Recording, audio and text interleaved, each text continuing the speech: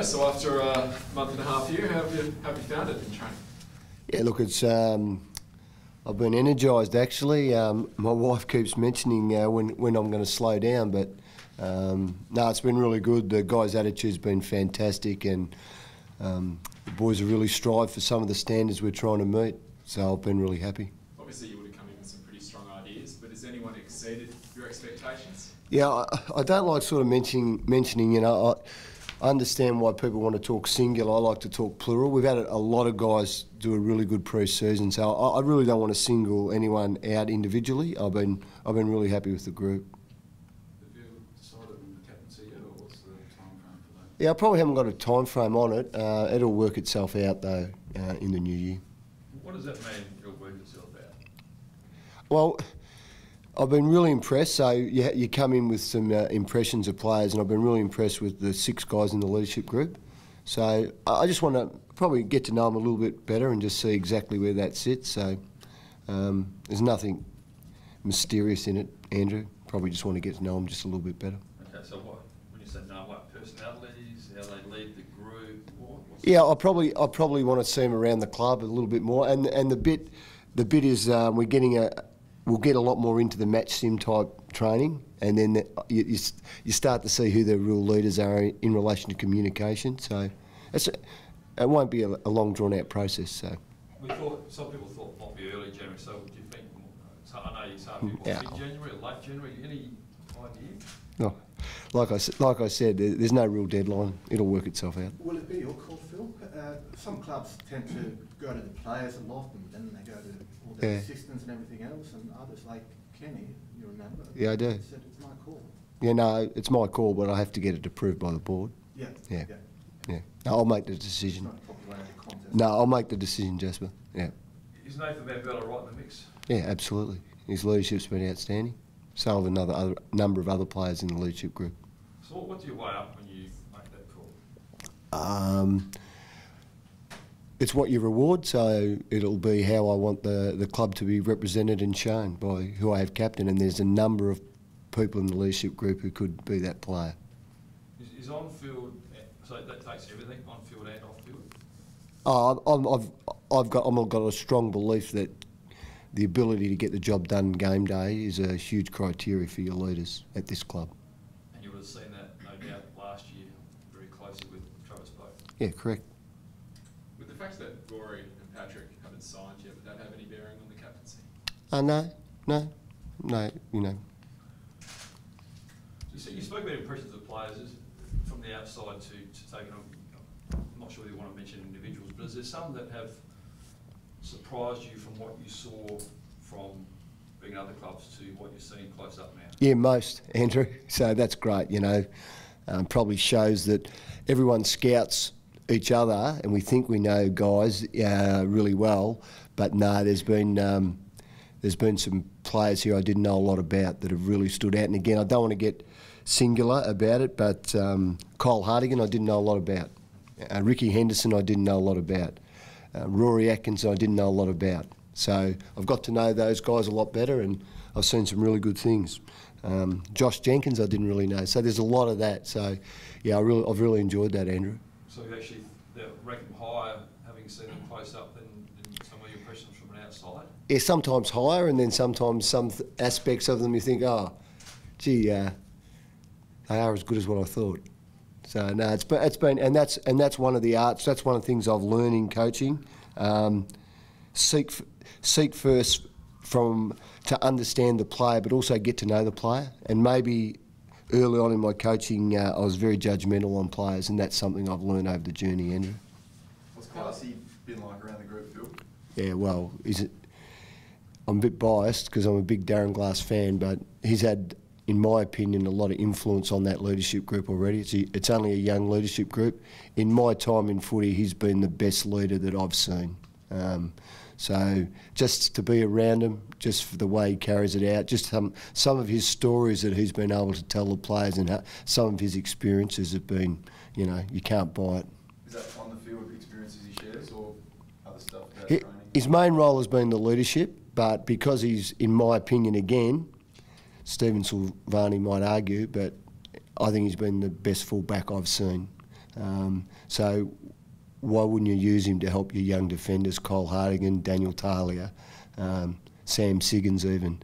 So he has done a little bit of work with Darren Milburn and Jared Cotton, but his main job is he's here to help with the leadership. In what way specifically has he assisted the guys in the leadership group? Well, for a start, again, I've said he has been All-Australian captain. He's one of the great captains. He's also changed the culture at a footy club. So for them to hear his stories and understand his journey, by his own admission, he wasn't the most skilled player, but he was able to get the job done game day. And I don't know if you've met him, he's an impressive guy. Some people you meet in this industry and you go, I thought there'd be a little bit more. With Darren Glass, you walk away and you go, gee, that's an impressive guy. How are the new draftees, how are the new rookies settling in? Yeah, no, really good. We haven't exposed them to the whole program yet, so we've got to be really careful with that. Some look as if they are ready for that, others we need to be very careful with. But we actually had their parents over last weekend in the induction. I followed up with a few of them this week just to see what their impressions were, and no, but they all look pretty happy and settled, and they've got a lot of work ahead of them though coming up after Christmas. Are there some players that have been regulars in the best 22 that are pushing to play early next season? Are you able to name some of those? Or? Yeah, that's a really hard question, I suppose, Andrew. I think Cole Chaney has been outstanding in his pre-season. Obviously, we traded for him. Other than that, I probably don't want to get into specifics, but I will give players opportunity in the NAB Cup. That's something I definitely will do. So you think Cole Chaney, I think you might have mentioned it when you traded for him anyway, that he would probably be, all things being equal, in your best 22? I think he's in our best 22, but there's still some water to go under the bridge, you know. We've still got a lot of training to get through. We've got some NAB Cup, but I've been really happy with him. In saying that, Cole himself realises a few areas where he's still got to improve as well. So he's aware of those and he'll come back and make sure he does that. What makes you so confident that he could be a regular 22 when he hasn't been a regular 22 player at other clubs? He played a lot of footy this year for Hawthorn. I suppose the thing that has shown to me is when we've done the match sim type training or the team defence type training, he's well ahead of some of our other players. He understands the concepts and he's also a leader out there. We've got a really young back line, so he's shown those attributes which are really important. Round 1 next year, injuries at the moment, obviously, Otten won't play.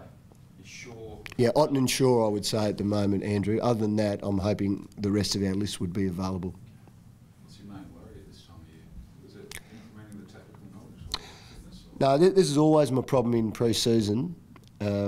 17 other clubs will be saying they've been really happy with their pre-season, and we really only test ourselves against each other. So you might think everything's working really well, but there's a downside to that. So when we do our match training or try to simulate the style of play we're doing it against ourselves. So if the offence works, we say, well, our defence is no good. So if our defence works, we then say, well, the offence is no good. So we try and manipulate the drills to make it harder for the offence or harder for the defence based on numbers. But until you actually come up against opposition who don't know what you've been training, you really don't know. So there's a little bit of unknown. That's why I'm really happy we've got 3 really strong teams to play against in the NAB Cup. Played North Melbourne at Port Lincoln, Geelong at Geelong, and then Port Adelaide here at AAMI Stadium. So that'll give us a real reality check with what we've been doing. You've got enough time? Well, because of the cricket, I've been in some ways fortunate, I think, that I've got some time. But you ask most coaches, particularly our first-year senior coach, you've never got enough time. Obviously, you're part of the Port team that took over the management dominant team in SA this year. How strong is the desire for you and Adelaide to get back that title as the best team in town, and how do you go about it? Yeah, I want to be fiercely competitive against Port Adelaide, but this competition is not about beating one team. You know, you have to at least beat 12 teams through the season, if not maybe 13 sometimes, to make the finals. So although we understand the rivalry in this town, there's other teams also we've got to make sure we're preparing for. Is it a driving force though in any way that they're number one at the moment? Oh, Adelaide Footy Club wants to be the #1 team in Adelaide, simple as that. A lot of coaches come in and it's really clear straight away that this is the change they wanted. Kenny came in and said, needed to run better. Sandra came in and said, we need a little bit more strength, a bit of body strength. They were too young at the time. What's your hallmark? What's the obvious thing that you jumped at straight away and said, well, let's improve this first? Yeah, probably what I saw from outside, Jasper, the fact that our best footy was good enough, but we just couldn't do it for long enough. So that's one issue. Yeah. The fact that we ranked 11th in defence, that's another issue. Yeah. And the other bit that I want to see, that I've seen some of, but I want to see more of after Christmas, is I want to see that we're more competitive. How do you stop those turnovers, which killed the club last year, especially in the back half? Yeah, you can really get bogged down on turnovers, and a lot of it can just be confidence. A lot of it can be just the way you're trying to move the ball and when you're trying to move the ball. So we've addressed a lot of those areas. I'm quite confident that we've added a couple of things to what the players have had here previously that can help that, but also speed of ball movement's the key. And that's what I'll be trying to implement in our offensive ball movement. By the same token, we're going to try and slow the opposition down as much as possible. Last couple, guys. What's the trend for next year? If there is a trend, rotations play a part, but there's always a trend. And we're always trying to guess what it is this time of year. What would be your sort of broad prediction? If I told you, Jasper, everyone would know. Look, leaner players, more running players, is it? This is a really interesting one, and probably we probably haven't got enough time to spend on it totally. But what happened and this is just my opinion. What happened when the rotations came back to 120? A lot of people predicted we needed more the aerobic type player. So a lot of their training actually was then centred on aerobic training. I'm of the belief that the game is still a repeat speed game, and where the momentum of a game changes is your high speed running. So I think a number of clubs, and we're definitely training that way at the moment, has still invested time in repeat speed and high intensity running. That's where I think the game will still go. If you want to get me on interchange, if they really want to make a change, they've got to bite even more off in the interchange, so it becomes harder and harder to play that style. But that's something we could debate for a long time, because I may not have said it in a public forum, but I'm not a fan of the interchange. I think it changed our game too dramatically. We went from a sport in only probably a 10-year period where there was maybe 20 interchanges in a game to 150. And it's never been part of our sport.